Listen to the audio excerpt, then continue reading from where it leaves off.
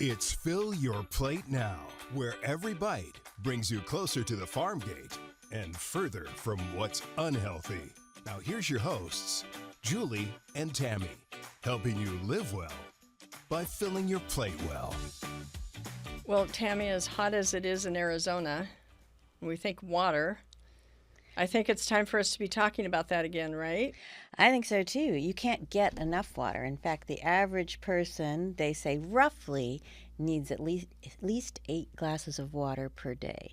And in Arizona, we probably, hopefully, are consuming more, right? Absolutely, because when you sweat or exercise in the heat in this arid climate, water becomes even more important. That's absolutely true. But the guest that we have on today is going to help us understand even more about water, especially water in the West, and our infrastructure issues.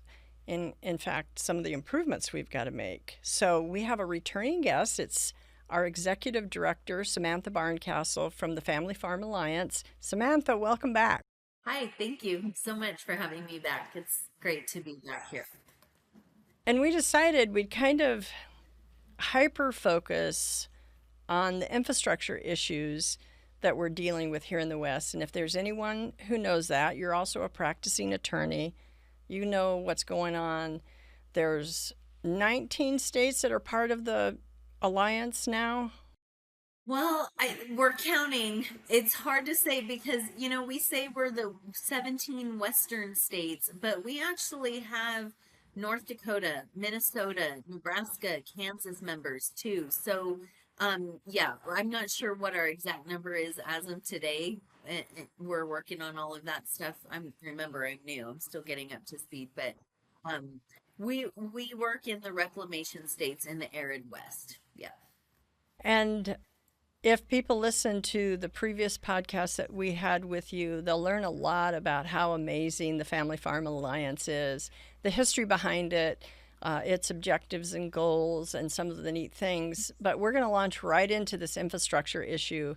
And one of the things that we all know is that, looking at the big picture threats to Western water delivery and the role that the Family Farm Alliance carries out, since then, since our last visit, what's one development or positive or even concerning that stands out most to you regarding water infrastructure as it relates to our family farms? Well, it's hard to talk about the West and water infrastructure without addressing the elephant in the room that is drought, right? We have infrastructure that was designed for a time that is no longer now. It's 100 years old. We have concrete that is aging. We have facilities that were set up for a particular type of water coming into our system in certain ways, whether that be summer monsoon floods or winter snowpack. And we're not seeing it show up that way anymore. And we're seeing less. On the whole, we have less water across the West. So, it's one of those situations where can't talk about the infrastructure without talking about the drought. And that's one major situation we're dealing with all across the West right now is the massive drought that has hit all 17 Western states and frankly, all of the country if you look at the drought monitor. And it's sobering, but the reason we brought you back is you are also hopeful for us. So we've got to just persevere and press in. Absolutely. And when we talk about water needs in the delivery system, tell us a little bit more about specifically what kind of improvements are needed, what kind of repairs are needed. What do you see could help that whole delivery system? Yep, that's a great question, and it's a great place to start. When you talk about the being hopeful and being opportunistic even, the drought isn't necessarily all bad in the sense of we now have something to motivate everyone. We're all going to rally around the same cause because it's all hurting us equally. And we're all in pain because of it. So when you talk about what needs to happen, well, we look at it as a 3-legged stool. We have our conveyance infrastructure that needs to be updated. We have storage that we need just far more of. and we need augmentation also. We need to be looking for new sources of water. So we need all three of those. And they start at every place along the watershed, whether it's high up in the mountains or all the way down to the farm field level. Everybody's got to be pitching in. So, you know, in terms of hope and our outlook and what we actually need, it's really quite simple. We need to work together towards standing up that three-legged stool. You know, you alluded to it that some of our infrastructure is 100 plus years old. And are there, though, in this infrastructure process, when you talk to your farmers here, especially in the western states, what does modernizing look like to them? And then are they hoping for particular projects to go first, or are they just raising their hands and saying, help? You know, yes, everyone's saying help right now, right? And everyone says my project should go first. We advocate for a strategy and how we're going to deploy any federal assistance, new infrastructure, things like that. But you know, we're talking on an Arizona podcast. So you're in the Colorado River Basin, and your state was one of the 7 states who submitted a list of projects to the federal government that said, this is the kind of infrastructure that will make more water, that will make us resilient, that'll take us into the next 100 years. So you've already got your states doing that. You've got your individual irrigation districts working on that, and you've got private equity. You've got big companies working with farmers to figure out funding mechanisms. So it's happening at all levels already, and it really needs to continue to. The role of the Family Farm Alliance is to help the coordination among those levels. We have farmers who are members, we have irrigation districts who are members, and we have communication with the state and federal levels, the agencies that would be deploying the money, the states who are asking for it. And what we're trying to do is put some strategy behind this. But there are a few projects that stand out. You know, of course, there always will be some of those flagship projects. One of them is the on the Verde and Salt Rivers, the Bartlett Dam being raised. Huge issue for not just Arizona, but could be a huge issue for everyone in Arizona downstream of them and potentially upstream. If that's a good new source of water, raising the dam just a few feet and being able to more flexibly deploy that water in wet versus dry years, those are solutions that are within reach, and just coordinated approach is needed. I like to hear what you're saying that the Alliance is doing is to try to facilitate and support, coordinate, get all parties together. It's kind of encouraging. I think so too, especially when you hear how many different entities are working together. I don't think our listeners realize how much is already being done, and that there is a hopeful nature behind this. Mm-hmm. Also, I know we talked a little bit about infrastructure, and I don't think our listeners understand. There's 2 types. There's an engineered infrastructure as well as a natural infrastructure. Could you talk a little bit about the difference between the two and how they work together? Your natural infrastructure is going to start most often up in your bigger watersheds, up in the high reaches and the areas that humans don't typically travel into. But maintenance and management of that natural infrastructure can be just as important. We also might think of natural infrastructure in terms of the aquifer, the ground beneath our feet. That is a potential for storage of water for times of, and Arizona does this well. You put, when you have plenty in your surface water account, you save some of it in your groundwater account. And, you know, I like to describe that in the court cases when I used to litigate on behalf of New Mexico irrigation districts. I would describe that to a judge as, you know, essentially the checking account is the surface water that we have in those reservoirs that we've created. The savings account is that natural infrastructure, your big watersheds, your groundwater reservoirs that are all supposed to act and function a certain way. And they store water for us. The soil stores water for us. The aquifers store water for us. And farmers know that.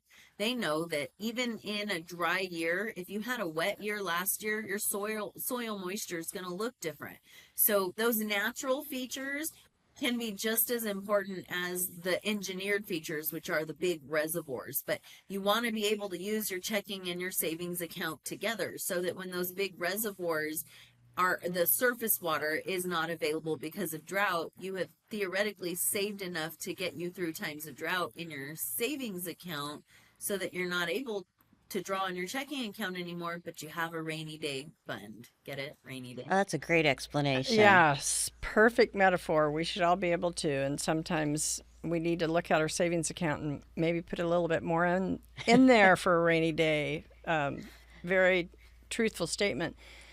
Can you identify a specific project, and it doesn't have to be in Arizona, where you feel like fairly recently the effort to launch an infrastructure improvement or rehabilitation program that like began with the right partners, the government involved, and it was successful? Or is there anything like that right now?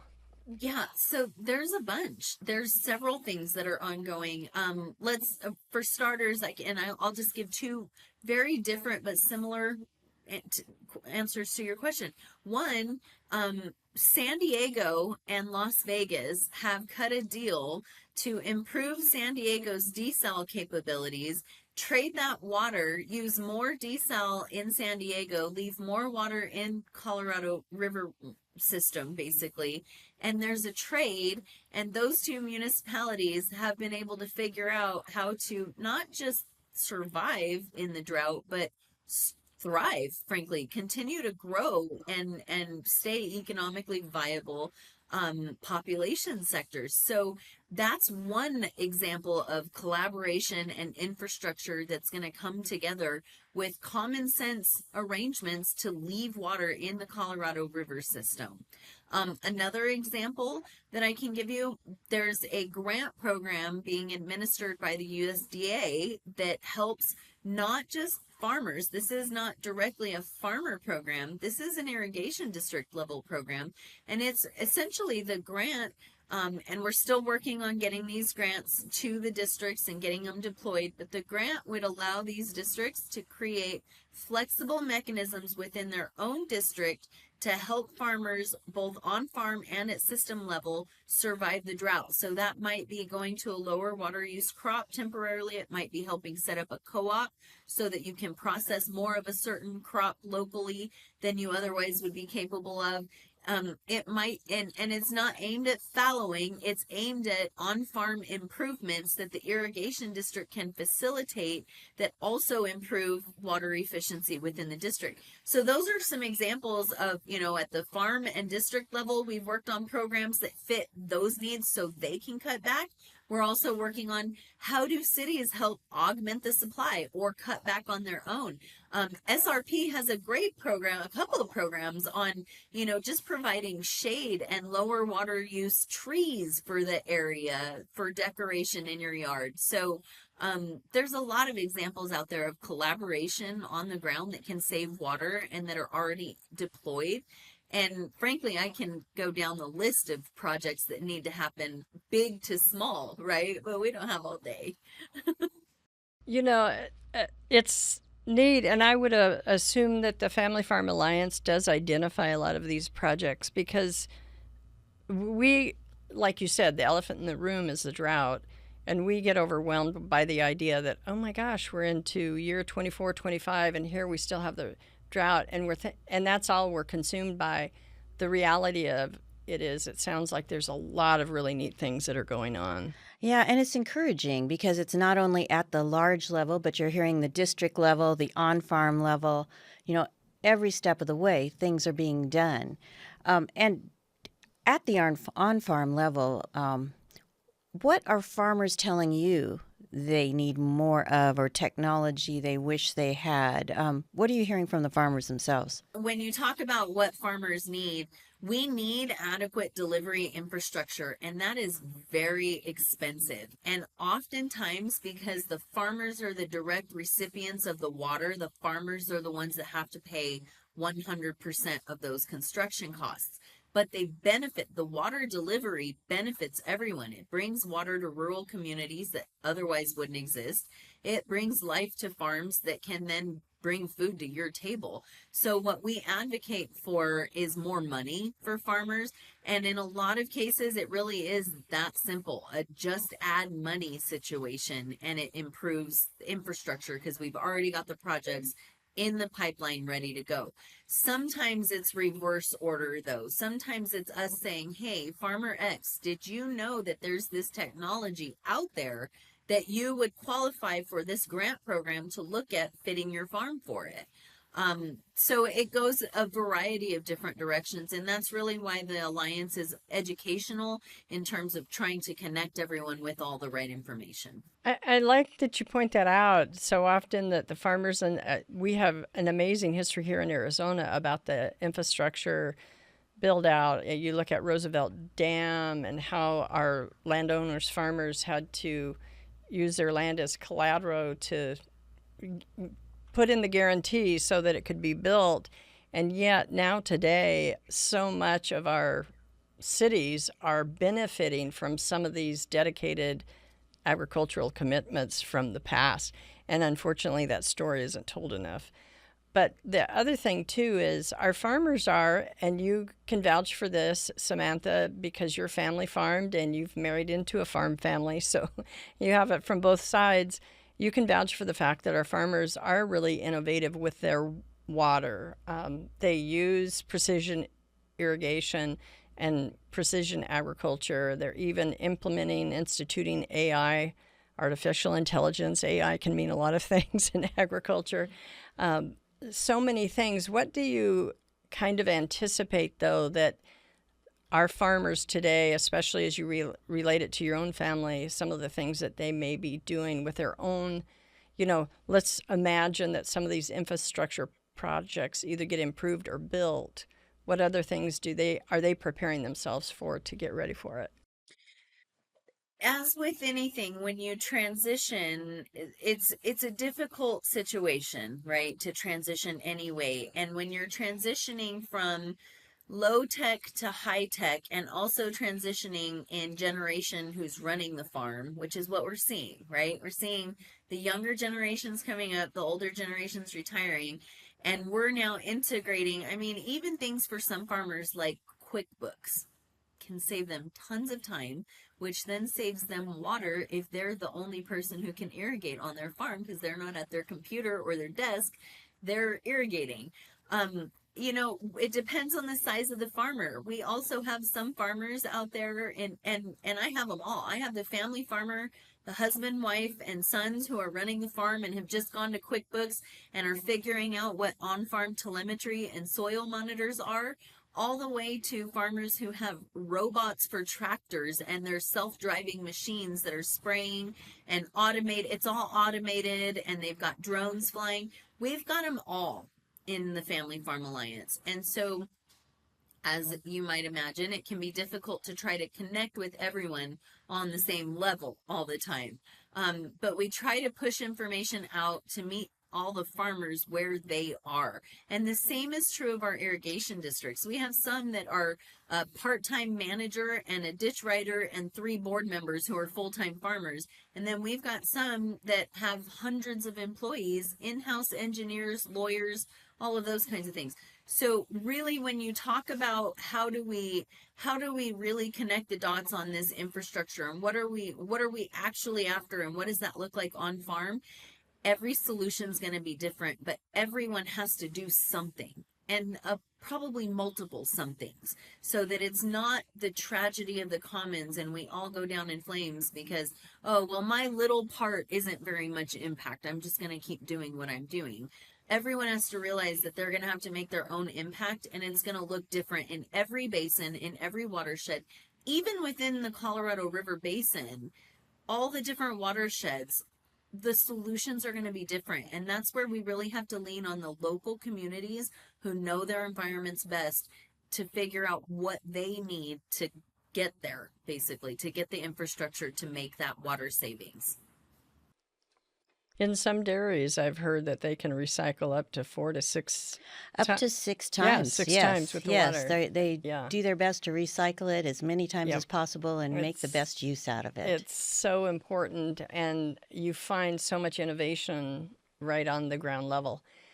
Talk about, this is more of the complicated questions in some ways, litigation and permitting, and how some of those situations slow down the process. Yep, and I just testified on this issue before Congress not too long ago, because we can't talk about reshaping the West and plumbing it the way we need it plumbed to continue to live out here if we aren't also talking about the actual how-to of doing that. And it's not just about money. There's a lot of process functions we have to perform to get there. So even something as simple as, for example, in your neighborhood, raising Bartlett Dam, we need a few more feet added to that. We need a bigger dam. We need a couple of different things there. But we will have so much more flexibility with water supply and more water supply theoretically because of more storage. However, you have this history of water rights that you have to contend with and permits related to water rights. Then you have all of the permitting related to just construction and historical, cultural impacts and impacts to species and all these different things you have to look at. You've got to plan. You've got to do all of the procurement and contracting to actually hire things. And then we've got these great laws out there that say you've got to buy American and build American, and yet we can't. The products are made overseas for some of these irrigation facilities. And so how do we get through those processes and get to the exemption the statute says we can have and do that quickly? And so we've got all these water rights issues and cultural issues, and then there's always going to be so for example, a Native American tribe or a different group out there that's specifically impacted directly, and they're going to want to take a hard look at things. So litigation happens and permitting holdups happen, and things that are common sense can't become reality as quick enough. Yeah, sometimes our patience is really tried in some of these processes, and we know when it's a large infrastructure project, especially for water in the West. And we just shake our heads because you've got the Endangered Species Act and you've got NEPA, and I even forget what that stands for. But there's just so many things that will slow it down. And yet the original intent a lot of times of those laws was a solid and good original intent, but sometimes it gets exploited against us. So anyway, thank you for clarifying some of that. Well, and you talk about Bartlett Dam. That is a great example. Any other additional real life examples where you've maybe run into roadblocks, and are there workarounds for some of these things? Yeah, so we have a list, for example, within the Family Farm Alliance of all of our membership going that are projects that we know are stalled somewhere, somehow in the process. Mostly on the permitting front, because we're working with Reclamation and the Department of Interior under a recent secretarial order from the Department of Interior to streamline delivery of these projects. So we're working hand in hand with the federal government to try and figure out exactly how to do that. And we do have to tackle all of those issues, from Endangered Species Act and NEPA to historic preservation and cultural issues, all of those things. So we have a list going, and it's one of those things. We might have a breakthrough on one subject, but then a log jam somewhere else. And so we're always at that higher level trying to advocate for all of our members at once, while relying on them to do their own advocacy for their own projects, because like I said, every single project is different. It's specific. It's unique. In water in the West, we build unicorns, right? The dam, you will never see a dam that looks identical anywhere else in the West. They're all a little bit different to meet the needs of that area. Same thing with the people who work in water. You will never find people in other sectors quite like those of us who work in water, because we just build unicorns. Wow. And I love that positive perspective on it. That's great. Is there, I dare ask this, I guess, is there an estimated number of infrastructure projects in the West? Have you guys tried to solidify that number? Yes. I don't have my phone in front of me or handy. I usually take it away and put it away, but I just recently got some statistics from the Bureau of Reclamation on the amount of infrastructure that they have, construction that they have underway, both in terms of the number of projects and the dollar figure. It was super impressive. I wish I could remember it off the top of my head, but it was a big number. We'll get it from you later, and we'll put it in our episode description. But you mentioned, and we've been talking about that, that's another elephant in the room, is the cost of these projects. So with these partnerships, especially the federal government, is the government stepping up to try to fund a lot of, especially the big infrastructure projects? You know, they are. They're our primary funding mechanism in most cases for irrigation districts. And fairly so, they are demanding the states play a role in that. And so in New Mexico, several years ago, we sort of saw the writing on the wall, and I helped in part with this legislation. What we did was we set up what we called a New Mexico match fund. And so our legislature every year puts money into that fund. And so if I were to apply as an irrigation manager for a federal grant, and it contains a 50-50 cost share, I can then certify on that grant that if I get the grant, I will have the money for the cost share. Then I turn around and send that application to the state of New Mexico's program, and I ask them to be the 50-50 match, so that when I get the award, it's state legislature dollars that step up and pay that match instead of me, the farmer irrigation district. And so it's been working. So anybody who's been a successful recipient of a federal grant in New Mexico is able to then get that legislative money from our state, pair it, and then off you go with your project and fighting the battles to keep the grant at exactly what you've scoped it out. Because anytime you extend the time it takes to put a project on the ground, your costs naturally go up. You know, steel pipe that was X dollar a foot yesterday is now Y dollar a foot today, and it's never going down. Okay, it's always going up, all of our inputs. So the faster we can get these projects deployed, the better. And that's where that match fund comes in handy in New Mexico. So I'm really encouraging our members to look at something similar for their states across the West.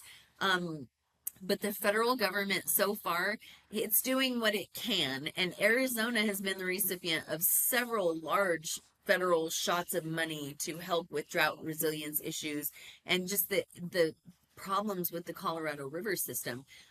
The feds have also recently injected money into the upper basin, $100 million recently. And we're asking for more from Congress. We're asking for more from the reconciliation in all of the projects that or programs that are funded annually in the congressional budget. Everywhere we can get it. Give us disaster relief for the drought. You know, put drought in the West on the same playing field as you put hurricanes on the East Coast. Give us that amount of funding, you know? And so we're asking for money from every angle, because the faster we get that money on the ground, the better. And the feds really are our primary source of that kind, because the projects are just so expensive. We don't have those kinds of funds in these small rural communities. I mean, think about Cave Creek, Arizona, that is out of water. It's completely out. It's cutting a deal with Peoria to get water so that it can just basically survive. Its residents can actually stay there. It can't afford the kind of water recycling and reuse system that it really needs. The federal government's the one that has to come in and help us with that, recognizing that there is value in these agricultural and rural communities. Wow. That's very well put. Yeah. Very well put. Because, if we do not get water to these rural communities, that's where our food supply is coming from. And so ultimately it's going to cost the consumer more because their food's going to have to come from further away. And it's that whole trickle down effect. Yep. The affordability crisis is real. Yeah. Yeah. Yep. And you've been talking a lot about all of those different entities you work with. And having worked with irrigators for years, what are some of the best and smartest ideas you've heard from them? And are there roadblocks to implementing some of those suggestions? Yeah, my farmers are such cool people to work for. They'll say things like, I've never heard a good idea that came out of Washington, D.C. And in some ways, they're right. They're so innovative. They get by with what they have on the farm and they really make it work. And so, the best ideas I have seen come from the ground. They come from the people who are living these realities daily, and they can look at a watershed and go, if we had a dam right there, then that little town wouldn't be flooding. We could use water in these farm fields. We could, and they're the ones that can see it. And it's not the person in the cubicle that can see it. And I can give you any number of examples of infrastructure projects throughout the West that started with some farmer who was frustrated and just staring at the mountains and went, oh, there's a reservoir there, And so I tease my farmers and I tell them they're always outstanding in their field because, get it, the play on words. But when they are out there standing in their fields, they get these ideas that nobody else would come up with. And the same thing for my irrigation managers that are in our ranks. My advisory committee has some really cool people on it. And the ideas they come up with, they're not the kind of thing that Washington, D.C. can come up with. That's why it's really important to leave that power in the local communities to be able to say, here is what my community needs. Now, federal government, give us the resources to be able to make this happen, because we don't necessarily have an on-call engineer, but we know we need this, and trust them when because I have farmers who have created inventions on tractors using baling wire and twine and different things for something that later got trademarked, and they're now multimillionaires because they sell them every day. These guys are super impressive people. And if they tell you they have a solution, we ought to be listening. Yes. And I love some of those stories myself. My dad, who doesn't have an engineering degree, in fact, just a high school diploma, he developed a weir that he patented. It measures water in a regular cement ditch. Those are the stories that are so inspiring to hear. In wrapping this up, and our focus has been on infrastructure and the challenges ahead, and what 2 or 3 priorities within that do you have that you'd like to share with our listeners, or, outside of the box? What should our listeners that may not be worrying about what you're worrying about and being hopeful about what you're being hopeful about, that we should hear from you, Samantha? Well, what I would say is, remember the 3 legs to the stool, right? We need the system infrastructure to work. We need the on-farm stuff to work, and we need to be thinking about increasing our supply. And nowhere in there did I say anything about fallowing our rural communities and letting them dry up and blow away. So when you are confronted with that year where, there's no water and you have no income on the farm, but you still have to pay your operation and maintenance charges to your district, get creative. Propose to the United States government that they pay those charges this year, or that they come up with some sort of funding, or find you some water, or find technology that can make more water. The farmers need to push back on the idea that we are everyone else's piggy bank when it comes to water, because if we become everyone else's piggy bank when it comes to water, they will not have a food bank anymore. So we really need to be thinking about those 3 legs to the stool. How do we grow the pie, and how do we strengthen the system and on-farm approaches so that we make our water stretch further, get more crop per drop, but we're still feeding people, rather than just the easy solution, which is to pay a farmer to fallow and send the water to a city and not really think about the long-term consequences of doing that. Especially feeding our population. And I love the pop for the drop. Yeah. Yep. That's a sound bite. We'll use that. The other thing that I just want to go back to that you said so well is, and it's so true, our farmers are the boots on the ground. They're outstanding in their field. Oftentimes, they're the ones that come up with the great ideas, and we keep our insights local because we know what we need to take care of in our communities. So Samantha, once again, thank you for coming on the show and being so participatory and giving us insights that we wouldn't have without you. So great to have you back again. Yeah, thanks so much for this opportunity. I'm always happy to be here. It's a good thing to be able to continue to educate our farmers.